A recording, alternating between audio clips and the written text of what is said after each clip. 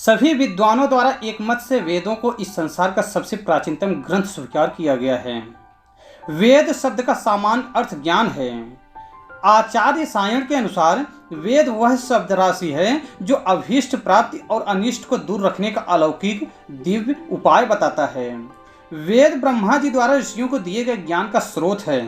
नमस्ते दोस्तों, मैं अरविंद अपनी YouTube चैनल त्रिशूल के इस नए वीडियो में आप सभी का स्वागत करता हूं। और आगे बढ़ने से पहले मैं आप लोगों से निवेदन करता हूं, यदि अभी तक आप लोग हमारे चैनल को सब्सक्राइब नहीं किए हैं कृपया सब्सक्राइब कर दीजिए और साथ ही साथ बेल आइकन को भी दबा दीजिए, जिससे जब भी मैं कोई नया वीडियो अपलोड करूँ तो उसका नोटिफिकेशन आप लोगों तक पहुँचे।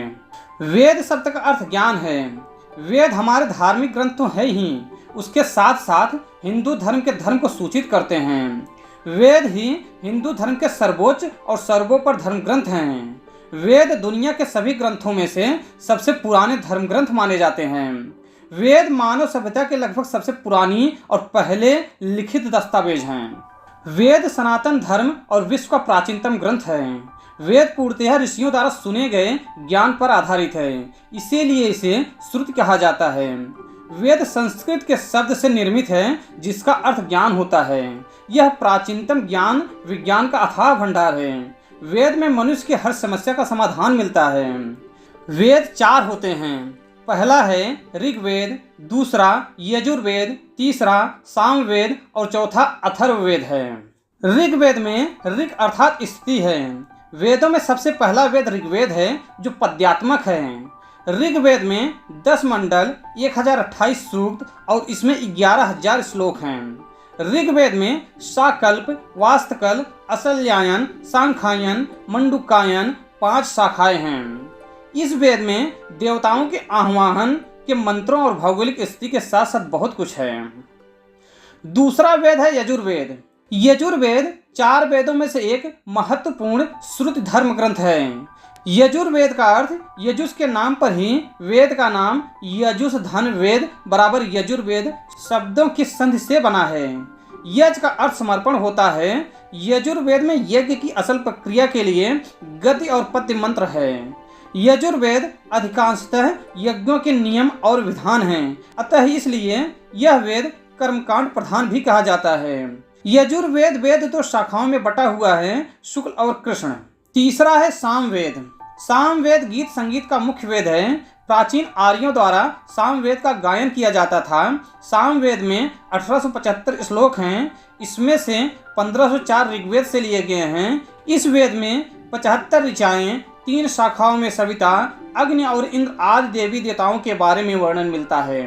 सामवेद 4 वेदों में छोटा है, परंतु यह 4 वेदों का सर रूप है और 4 वेदों के अंश इसमें शामिल किए गए हैं। जो चौथा वेद है वह है अथर्ववेद। सनातन धर्म के पवित्रतम 4 वेदों में से चौथा वेद अथर्ववेद है। महर्षि अंगिरा द्वारा रचित अथर्ववेद में 20 अध्याय हैं, 730 सूक्त, 5687 श्लोक और 8 खंड हैं, जिसमें देवताओं की स्तुति के साथ साथ चिकित्सा, आयुर्वेद, रहस्यमय विद्याओं, विज्ञान आदि मिलते हैं। अथर्ववेद में ब्रह्मा जी की सर्वत्र चर्चा होने के कारण इस वेद को ब्रह्मवेद भी कहा जाता है। और अब बात करते हैं वेदों के उपवेद के बारे में। ऋग्वेद का आयुर्वेद, यजुर्वेद का धनुर्वेद, सामवेद का गंधर्व वेद और अथर्ववेद का स्थापत्य वेद, यह 4 वेदों के उपवेद कहलाए गए हैं। वेद के 4 विभाग हैं, ऋग्वेद, यजुर्वेद, सामवेद, अथर्ववेद। ऋग स्थिति, यजु रूपांतरण, साम गतिशील और अथर्व जड़। ऋग को धर्म, यजु को मोक्ष, साम को काम, अथर्व को अर्थ भी कहा जाता है। इन्हीं के आधार पर धर्मशास्त्र, अर्थशास्त्र, कामशास्त्र और मोक्ष शास्त्र की रचना हुई है। और अब बात करते हैं वेदों के इतिहास के बारे में। मानव सभ्यता के सबसे पुराने लिखित दस्तावेज वेद को ही माना जाता है। भारत के पुणे में भंडारकर ओरिएंटल रिसर्च इंस्टीट्यूट में वेदों की 28,000 पांडुलिपियां रखी हुई हैं। इस पांडुलिपि में 30 पांडुलिपियां ऋग्वेद की बहुत ही महत्वपूर्ण हैं, जिन्हें यूनेस्को के विरासत की सूची में शामिल किया गया है। यूनेस्को द्वारा ऋग्वेद की 1800 से 1500 ईसा पूर्व की 30 पांडुलिपियों को सांस्कृतिक धरोहरों की सूची में शामिल किया गया है।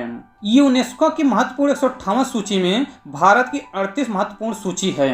ब्रह्मा जी द्वारा वेदों का ज्ञान सर्वप्रथम 4 ऋषियों अग्नि, वायु, अंगिरा और आदित्य को सुनाया गया था। वेद ही वैदिक काल परंपरा की सर्वोत्तम कृति है।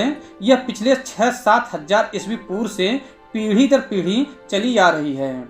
संहिता, ब्राह्मण, अरण्यक और उपनिषद के संयोग को विद्वानों ने वेद कहा है। विद्वानों के अनुसार वेदों का रचना काल 4500 ईसा पूर्व से माना जाता है। वेद धीरे धीरे रचे गए और पहले 3 वेद संकलित किए गए थे, ऋग्वेद, यजुर्वेद और सामवेद। इसे वेदत्रयी भी कहा जाता है। फिर अथर्व ऋषि द्वारा अथर्ववेद की रचना की गई है। और अब बात करते हैं वेदों के महत्व के बारे में। वेद सनातन धर्म के मूलाधार हैं। वेद ही तो एकमात्र ऐसा ग्रंथ है जो आर्यों की संस्कृति और सभ्यता की पहचान करवाते हैं। मनुष्य ने अपने शैशव में धर्म और समाज का विकास किया, इसका ज्ञान केवल वेदों में ही मिलता है। वेदों से मनुष्य जाति को जीवन जीने की विभिन्न जानकारियां मिलती हैं। इनमें से कुछ प्रमुख जानकारियां इस प्रकार हैं। वेदों में वर्ण एवं आसन पद्धतियों की जानकारी के साथ साथ रीति रिवाज एवं परंपराओं का वर्णन और विभिन्न व्यवसाय के बारे में वर्णन किया गया है।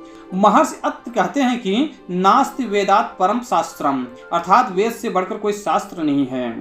महर्षि याज्ञवल्क्य कहते हैं कि यज्ञानां तपसांचैव शुभानां चैव कर्मणां वेद एव द्विजातीनां निःश्रेयस्करः परः, अर्थात यज्ञ के विषय में, तप के संबंध में और शुभ कर्मों के ज्ञानार्थ द्विजों के लिए वेद ही परम कल्याण का साधन है।